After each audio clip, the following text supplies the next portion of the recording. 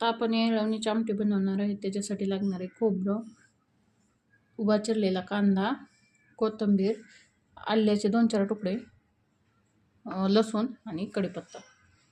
लागणारे मसाले: कांदा लसूण मसाला, लाल मिरची पावडर, एव्हरेस्ट गरम मसाला पावडर, जिरा आणि हळद. त्यासाठी लागणारे वाटण तयार करण्यासाठी मी याच्यात खोबरं, लसूण, आलं, जिरं आणि कढीपत्ता टाकून घेतला. आता आपण वाटण घेऊया. त्या वाटणामध्ये आता कांदा पण ऍड केलाय मी, तो पण वाटून घेऊया. गरम व्हायला ठेवूया. तर त्याच्यात तेल टाकून घेऊया.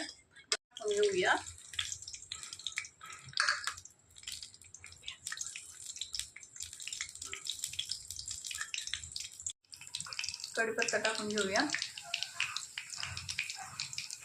वाटलेलं वाटण टाकून घेऊया.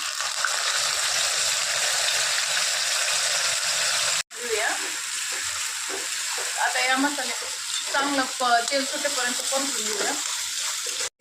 ऍड करूया आपण चवीसाठी धना पावडर आणि हळद,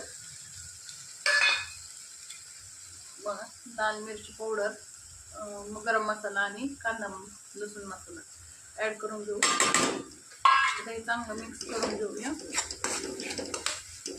आणि याला चांगलं तेल सुटेपर्यंत मसाला चांगला भाजून घ्यायचा. मग आमटीला चांगली चव येते. त्यासाठी थोडंसं पाणी ऍड करायचं. मसाला भाजायला लागेल तेवढंच पाणी ऍड करायचं. आता भाजीला कसं काय ते मसाला किती मस्त वाजला बघा. त्याला चौकना तेल पण सुटले.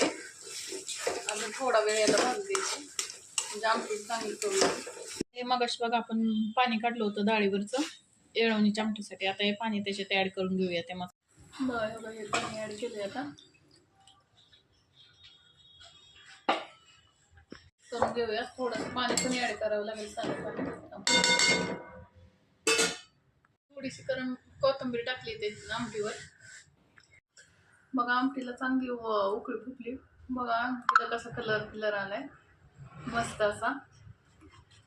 या पोळीची आमटी खायला, गरम गरम येळवणीची आमटी खायला, गरम गरम येळवणीची आमटी खायला या पोळी आणि आमटी.